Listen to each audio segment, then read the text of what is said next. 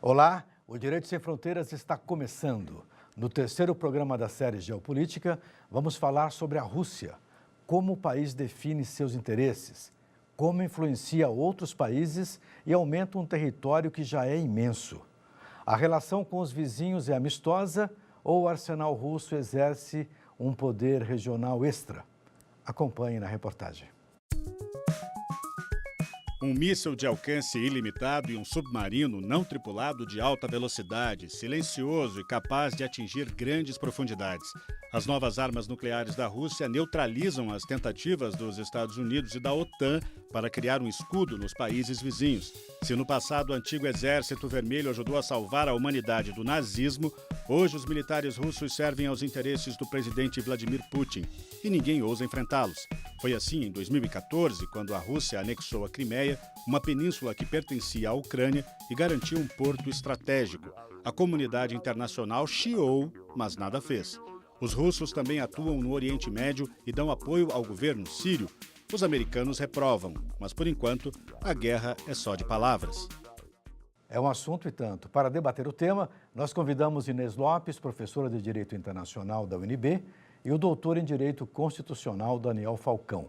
Obrigado pela presença dos dois aqui em nosso programa. Obrigado. Nós mostramos aqui algumas armas e há poucos dias a Rússia exibiu uma arma nova, um míssil intercontinental, segundo a agência governamental, poderia atingir qualquer país do mundo. Isso significa que a Rússia está fazendo planos de uma guerra mais forte na Europa ou qualquer região do mundo, professor? Não, na verdade a Rússia faz isso mais em tese, para se proteger. Ela se sente muito ameaçada tanto pelo poderio chinês lá na Ásia, como na chegada da OTAN perto da fronteira europeia da Rússia. Então, ela não admite, ela acha que a OTAN já chegou muito perto dela, ela quer dar uma parada. Olha, daqui você não passa. Ela entende que a Ucrânia, a Bielorrússia e essa região é o limite. Se a Ucrânia e a Bielorrússia vierem a participar da OTAN, por exemplo, aí a Rússia se sentiria claramente ameaçada, porque a OTAN estaria exatamente na sua fronteira. E não que ela usaria as armas, mas ela mostra o poderio para dizer, olha, aqui é o limite, não passem desse limite. Perfeito. Nós vamos mostrar o mapa da Rússia agora para a gente ver como é que estão esses países em relação à fronteira. Nós temos aqui o mapa geral do país. O professor mencionou a questão da Ásia, a Rússia ali nos Montes Urais, exatamente a divisão à esquerda na área de Moscou, já a parte europeia, à direita na planície siberiana ocidental e Sibéria, Vladivostok, já temos a Rússia asiática. Professora, a senhora concorda que a Rússia apenas está fazendo um jogo de cena para se defender ou a senhora acha que tem um plano mais poderoso por ali? Não, eu concordo, não acho que seja uma questão de ter um plano na questão de se ter uma nova guerra, mas é muito mais em mostrar o poder que ela tem, que é o poder bélico, né? A Rússia é um dos países que mais produzem armas no mundo, salvo engano, os investimentos que são postos, acho que é o terceiro maior investimento em armamento do mundo. Então, o que ela mostra o poder é o poder bélico, o poder no potencial que ela tem do uso da força, né? Os países, infelizmente, a ideia é que os países se desarmem, mas os países que fazem parte do Conselho de Segurança são dos países que mais têm arsenal bélico. Então, você tem Estados Unidos, Inglaterra, França, a Rússia e a China com grande arsenal bélico. Então, mostra uma relação de poder, não necessariamente um confronto direto, mas uma ideia de que nós também temos armas para negociar. Professor, esse poder bélico todo, para os vizinhos da Rússia, é um abraço de amigo ou é um abraço de urso? Um abraço de urso, com certeza. Se nós formos pegar as 14 ex-repúblicas soviéticas, algumas querem manter bastante distância da Rússia. O melhor exemplo são os países bálticos, Estônia, Letônia e Lituânia. Vamos ver aqui no mapa, que professor. tem grandes relações já, inclusive fazem parte da União Europeia. Se formos lembrar, entre a Lituânia e a Polônia existe um Kaliningrado, até teve jogos da Copa lá, que é um território que era alemão até a Segunda Guerra Mundial, ficou com a União Soviética, mas ficou um território fora do resto da Rússia, entre a Lituânia e a Polônia, continua russo. Sim. temos a Bielorrússia, que hoje é muito próxima do governo Putin, e a Ucrânia fica sempre nessa dicotomia. Ficamos próximos à Rússia ou ficamos mais distantes da Rússia? Assim que houve uma queda do governo pró-Rússia, e houve esse golpe de Estado, queda do governo, houve a oportunidade que o Putin viu de anexar a Crimeia. E nós ainda temos o Cáucaso, que são Geórgia, Azerbaijão e Armênia, no qual esses países também têm conflitos com a Rússia e temos russos dentro desses países que querem voltar à Rússia, mas são territórios dentro desses países, né? Sochi, por exemplo, onde foi a Olimpíada 2014 e é muito próximo da Geórgia, é também uma tentativa de mostrar poder russo perto daquele território. O senhor falou Geórgia, falou Ucrânia. Dois países que sofreram muito a mão pesada da Rússia em termos de guerras e de anexação. A Ucrânia acabou perdendo um porto ali, que é um porto estratégico, na anexação da Crimeia. O que o direito internacional prevê em relação a isso? Existem algumas cláusulas atenuantes para a invasão de alguns países? Na verdade, não há cláusula atenuante para a invasão. É um ilícito internacional. E a ideia, que foi traçada desde a Constituição das Nações Unidas, é que os Estados devem respeitar a soberania e a integridade física desse Estado, a integridade territorial. Então, a partir do momento que a Rússia anexa a Crimeia, há um ilícito internacional. Só que para dar resposta e estabelecer a responsabilidade internacional da Rússia, o órgão que deve ser consultado ou que deve tomar a decisão é o Conselho de Segurança. Só que para ter medidas, você precisa da aprovação dos 5 membros permanentes, que são os Estados Unidos, China, a Rússia, o Reino Unido e a França. E a Rússia, ela não votaria, mas a China, como é um grande aliada da Rússia, também não teria interesse em aprovar qualquer medida, porque ela poderia também sofrer sanções futuras em razão, por exemplo, da ocupação que ela tem no Tibete. Então, existe uma relação de poder muito intensa e o território da Ucrânia é um território estratégico, não só da Crimeia, porque tem um local rico de reservas de gás e isso faz com que a disputa não seja só entre a Rússia e a Ucrânia, mas também entre a Europa, os Estados Unidos e a Rússia. Então, o gasoduto passa por ali, né? Exatamente, o gasoduto passa por ali, então há uma disputa de poder, porque de um lado você tem a União Europeia tentando trazer a Ucrânia para ser um dos países membros da União Europeia, e isso fortaleceria a União Europeia e enfraqueceria a Rússia na relação de poder entre a Europa e a Rússia. Qual é a jogada que é feita na Rússia para evitar que a Ucrânia faça parte da OTAN? Pressão econômica, política e social, né? Do vizinho maior. Sim. Quando houve essa questão da Crimeia, o Putin, claro, cuidou de tudo. Ele não foi lá simplesmente anexou. Ele, em tese, foi feito um plebiscito no qual a população da Crimeia quis voltar a ser da Rússia, né? Porque nós temos que lembrar que a Crimeia era um território russo até mais ou menos 1955, quando Nikita Khrushchev cedeu para a Ucrânia aquele território dentro da União Soviética. Então, em tese, ele fez, olha, eu estou cumprindo a autodeterminação do povo da Crimeia para voltar para a Rússia. Nós sabemos que isso não foi bem assim. A Constituição russa estabelece algumas situações em que a força pode ser usada para resgatar cidadãos russos em qualquer país vizinho. Sim. É uma coisa curiosa. Por exemplo, se tiver um grupo que fale russo, se tiver até a 3ª geração, o bisavô era russo, eu tenho direito a pedir um reforço militar para me tirar de uma situação de risco e, portanto, a Rússia poderia intervir.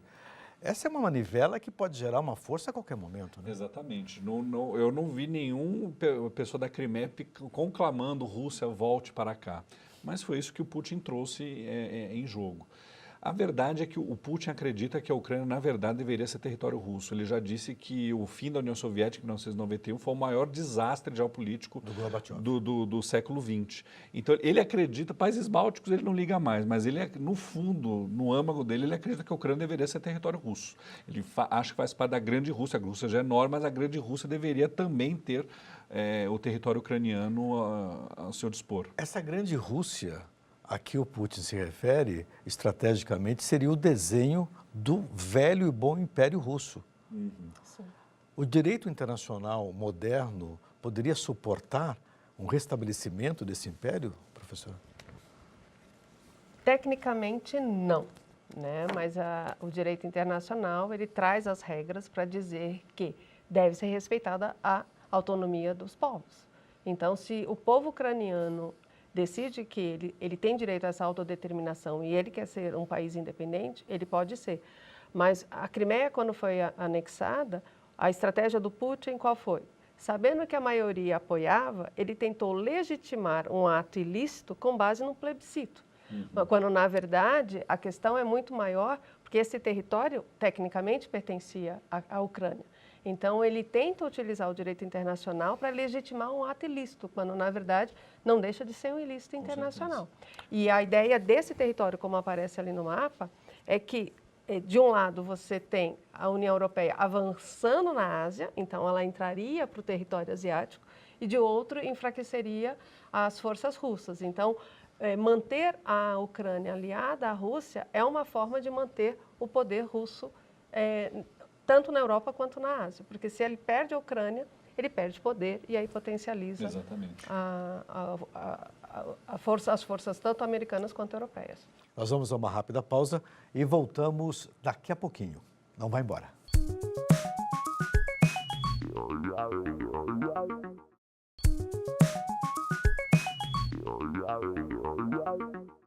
Estamos de volta com Direito Sem Fronteiras, neste terceiro programa da série sobre geopolítica e o direito internacional.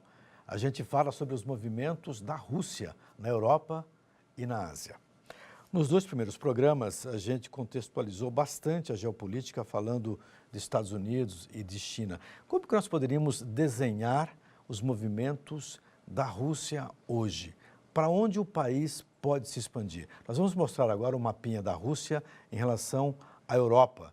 A gente vai falar um pouquinho especificamente sobre isso, envolvendo a Polônia e, eventualmente, a Alemanha, que está logo ali na divisa. Qual é a sua opinião? Qual seria a primeira passada russa em termos de uma suposta reconquista do velho e bom Império Russo? Eu não vejo a Rússia com tanto interesse de ter países como a Polônia. O que ela quer garantir mesmo é não mexa no meu espectro, e o espectro dela é a antiga União Soviética.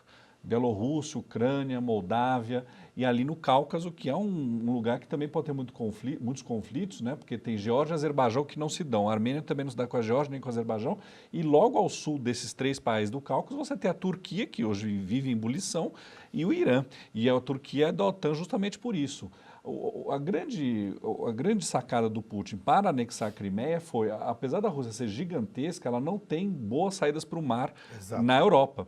Então você tem um pedacinho só lá no Mar Báltico, que é onde fica São Petersburgo, e no Mar Negro ela tinha essa costa onde tinha estado Sochi. E a Crimeia seria importante por causa do porto. Ele não tem grandes saídas para o mar, para o lado ocidental. Então, a Rússia é um país gigantesco, mas sempre teve esse problema, né? E agora, a Bielorrússia e a Ucrânia, a Ucrânia já ajudaria nisso. A Ucrânia, nós também devemos falar, a Ucrânia é um excelente lugar de plantação. É uma espécie de cinturão de alimentos no que era a União Soviética. Então, não só gás, mas também no sentido de agricultura e pecuária que seria importante para a Rússia, né? Eu acho que vale a pena a gente lembrar que na questão da Ucrânia e na anexação da Crimeia, a Europa fez uma crítica muito branda à anexação. E depois, os analistas dizem que esta crítica amena se deveu ao fato de que a Rússia aquece a Europa com o fornecimento de gás. A Alemanha parece que depende da Rússia em 40% em termos de gás. Mas a Finlândia, acho que depende muito mais, 80%. Enfim, todos os países da Europa, de uma certa maneira, dependem dessa energia. Essa energia pode ajudar a convencer os doutores em direito internacional a serem mais permissivos em relação à Rússia, a senhora acha? Não necessariamente o direito vai ser permissivo a uma violação das regras estabelecidas pelo direito internacional. Para isso, você busca a diplomacia no sentido de buscar uma cooperação entre os povos, uma cooperação entre os estados. E claro que quando você depende única e exclusivamente de um ou dois estados, essa dependência fragiliza as negociações. Tanto que uma das estratégias da Europa é buscar o fornecimento e o desenvolvimento de energias alternativas, como a energia eólica, porque ela sabe dessa dependência, né? Então, assim, ainda há uma dependência substancial, mas a Europa, ao perceber isso, ela vem buscando. Só que você não muda uma estratégia da noite para o dia ou simplesmente algumas décadas, né? Você saiu de uma fonte energética baseada no carvão para depois você ir para o gás, hoje a dependência do petróleo é enorme e são fontes não renováveis, né? Então, uma hora a gente também não vai ter mais essas fontes, né? E ao mesmo tempo, nessa estratégia da Crimeia, a Rússia também, depois de 40 anos ao norte, ela também fechou um acordo com a Noruega para poder explorar o mar de Barents. E justamente porque agora ela também, lá é uma região muito rica também em gás, e isso vai fazer com que ela também forneça mais gás também. Então, ao mesmo tempo, ela vai ter que distribuir isso, seja para a China, para a Rússia, para a Europa, para a Síria. Então, ela também se posiciona na exploração desses recursos naturais como estratégia de manutenção do seu poder no setor energético. Perfeito. O que a Rússia está fazendo na Síria? Bombas, qual é o interesse da Rússia exatamente na Síria? Posicionamento global. Os Estados Unidos está lá, então também vou me meter. Eles sempre foram aliados da família Assad, né? Então o pai do atual presidente da Síria já tinha sido presidente da Síria há muitos anos. Eles sempre se posicionaram a favor daquele conclave que governa a Síria desde o final da década de 60 do século XX. E quando eles perceberam que o Assad poderia realmente perder o controle da Síria, e ali tem muitos interesses em jogo, não é só interesses dos Estados Unidos, tem interesse da Rússia, tem interesse de Israel, tem interesse do Irã e da Arábia Saudita. Então, de um lado, o grupo pró-Estados Unidos, do outro lado, o grupo agora pró-Rússia, simplesmente se posicionaram, olha, aqui vocês não vão se meter desde que não conversem comigo. Claramente foi isso que aconteceu. E qual é a situação? Por exemplo, fala-se muito, a gente tem visto muito em imagens de agências sobre a guerra, são cenas devastadoras com crianças, uma relação de comunicação muito agressiva, né, de parte a parte sobre a guerra. O que o direito internacional pode fazer para proteger aquelas crianças e aquelas mulheres naquele conflito? Existem os campos de refugiados, mas isso não é propriamente uma proteção, não é um escudo confiável, né? O direito internacional, existe uma área que tem essa preocupação, que é o direito humanitário, e se limita à utilização de certas armas, como o uso de armas químicas, como foi o caso na Síria, salvo engano, utilizaram cloro, a proteção às crianças, idosos, a plantações, porque as pessoas precisam se alimentar. Então, há regras do direito de guerra. Né? Não que você tenha o direito de fazer guerra, mas no sentido de limitar a guerra, porque a guerra é proibida pelo direito internacional. E quando há os conflitos armados, existem regras mínimas que devem ser respeitadas em razão do caráter humanitário. Mas o que o direito internacional tem por objetivo principal é manter a paz e a segurança internacionais entre os povos, entre os estados. Então, qualquer que seja o conflito armado existente no mundo, significa que o direito internacional não tem sido suficiente para manter essa paz e segurança que a sociedade precisa, né? Nós vimos várias imagens dessa guerra ao longo dos últimos anos, dos últimos meses, e sobre o uso de armas devastadoras, né? Armas químicas e tal. E o que nós poderíamos imaginar? Quem poderia ser responsabilizado pelo uso dessas armas? A Rússia apoia o regime do Assad. Essas armas vêm de onde? Não há indícios de que a Rússia utilizou esse tipo de arma, né? O que eu lembro dessa questão, que foi uma falha grave, acho, do então presidente Barack Obama, foi que ele delineou uma linha. Ele falou, se forem utilizadas armas químicas, nós agiremos. As armas foram utilizadas e os Estados Unidos não agiram. né? Hoje nós temos outro presidente lá que absolutamente não se preocupa com essa questão. O Donald Trump não se preocupa com essa questão da Síria. Hoje ele está muito mais focado em questão econômica. Ele nem menciona a Síria. Isso. E se a questão geopolítica que o preocupa é a Coreia do Norte, que também é vizinha da Rússia, a gente se esquece disso, mas a Coreia do Norte é vizinha da Rússia e a Rússia pode sofrer algum tipo de consequência de algum problema maior na Península Coreana. Simplesmente Trump ignora o problema da Síria. A questão da Rússia e a questão das armas químicas e a questão do espião russo que teria sido envenenado em Salisbury, na Inglaterra. Recentemente, descobriu-se que aquela região, a 20 quilômetros de onde o espião Kripal, teria sido vítima de envenenamento, ele e a filha, a 20 quilômetros dali, outras 2 pessoas inglesas também teriam sido vítimas, uma delas morreu. A Rússia diz que não atacou o ex-espião, que torcia muito pela saúde dele, e questionado, Putin foi taxativo. Se nós tivéssemos atacado o espião, ele não teria sobrevivido. Essa frase é uma frase um tanto quanto agressiva para um líder de Estado. É né? agressivo e uma galhofa ao mesmo tempo, né? Porque o Reino Unido descobriu a substância que atacou essa pessoa, né? Esse russo, que também atacou britânicos, né? Cidadãos britânicos, e parece que veio de procedência russa. E, ao mesmo tempo, não é tão simples encontrar esse tipo de substância química. Teve um outro ataque a um então espião russo que desertou e resolveu morar em Londres, e ele acabou falecendo, que era plutônio, e plutônio é uma coisa que é praticamente só processada na Rússia. Então, era nitidamente que era um ataque russo, né?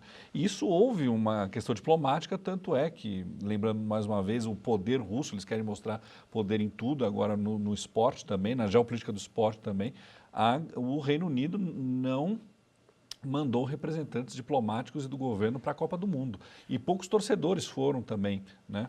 Para a Copa do Mundo. Poucos torcedores ingleses foram para a Copa do Mundo. Então, isso faz parte do jogo diplomático. Infelizmente, pessoas morreram por causa dessa questão. Não que isso seja possível, né, você envenenar as pessoas, mas é a prática comum da Rússia, eles sempre fizeram isso. E na União Soviética também não era diferente. O senhor mencionou a Copa do Mundo. A Copa do Mundo teria sido usada como ferramenta geopolítica, a senhora acha, professora? É possível isso? O futebol é sempre um instrumento geopolítico que envolve vários interesses, não só econômicos, no Brasil, mas por estratégicos exemplo, o futebol também. sempre foi uma alavanca política muito forte, né? Sim, e o que é interessante de observar na Rússia é quem imaginaria que a Rússia chegaria às quartas de finais, como ela chegou. E o que é interessante de você observar, e bem posto pelo professor, é que nesse embate, digamos, entre os países, mesmo num ambiente que deveria ser mais cordial, mais leve, os conflitos geopolíticos interferem nas atividades festivas, como o próprio futebol. Mas, ao mesmo tempo, o que é interessante de observar na Copa, e também isso se mantém, é que a gente observa a hegemonia europeia sobre o futebol. E a Rússia se apresentou também como uma grande potência no futebol, assim como outros países da Europa que nunca tinham participado, como foi o caso da Croácia de chegar à final, mostrou o quanto a Europa se fortaleceu no futebol. E isso faz com que o Brasil, que sempre se afirmou como o país do futebol, mostra que a América Latina tem muito trabalho a ser feito, também na questão geopolítica, mas também na questão geopolítica do futebol. Estados Unidos e Rússia, Rússia e Estados Unidos estão andando quase abraçados pelo mundo. O que isso significa? Essa é a grande dúvida, né? Porque a Rússia e os Estados Unidos não andam abraçados há muito tempo. Se for pensar que a Guerra Fria começou logo depois da Segunda Guerra Mundial, houve a desintegração da União Soviética e a Rússia e os Estados Unidos continuaram a não andar juntos. E agora, na verdade, eu não acho que Estados Unidos e Rússia andam juntos. Na verdade, Putin e Trump andam juntos, parece que andam juntos, né? O Trump é tão feroz com a Coreia do Norte e com outros países menores, mas com a Rússia ele parece um gatinho, né? Então, alguma coisa tem ali, né? Muita gente indica que a Rússia influenciou de alguma forma a eleição presidencial de 2016. Isso pode ser um sinal. Mas por que o Trump, sabendo que a Rússia teria influenciado as eleições, as investigações até o momento são claras em relação a isso, né?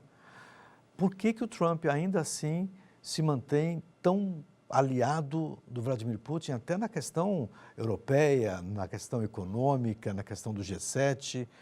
Dizem que o Putin pode ter alguma coisa muito séria em relação ao Donald Trump, no momento em que ele foi a Moscou, em 2013, assistir a um desfile de mísseis. Ele gosta de desfile de mísseis. O Trump gosta bastante. Ele foi, inclusive, detentor do direito Miss Universo por muito tempo, né? Mas é possível que tenha havido uma interferência direta da Rússia nas eleições e de uma forma combinado com, então, o candidato Donald Trump. Teria sido, na verdade, o primeiro caso de avanço geopolítico digital, né? Exatamente, exatamente. Usando ferramentas que estão fora do arsenal militar, de Intel, satélite e tal, usando as ferramentas comuns, né? Eu tive aqui, inclusive nesse programa, outra oportunidade, eu não acho que isso tenha sido a única explicação para a vitória do Trump, mas que isso teve um peso, provavelmente isso teve. E mostra que ele tem uma relação diferente com o Trump, porque nunca o presidente americano, pelo menos do final da Segunda Guerra para cá, foi bonzinho com o russo e vice-versa. E o Trump claramente tem uma visão um diálogo diferente com Putin, enquanto que, por exemplo, com o Macron ele não tem esse diálogo, com a Angela Merkel ele não tem esse diálogo. Com o vizinho do Canadá mesmo ele não tem. Exatamente, com o Justin Trudeau.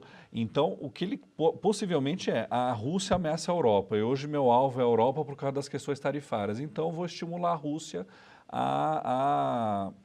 provocando a Europa por tabela. Perfeito. Ou, ao mesmo tempo, você pode também ter, numa relação amigo-inimigo, uma estratégia de também ter um aliado e criar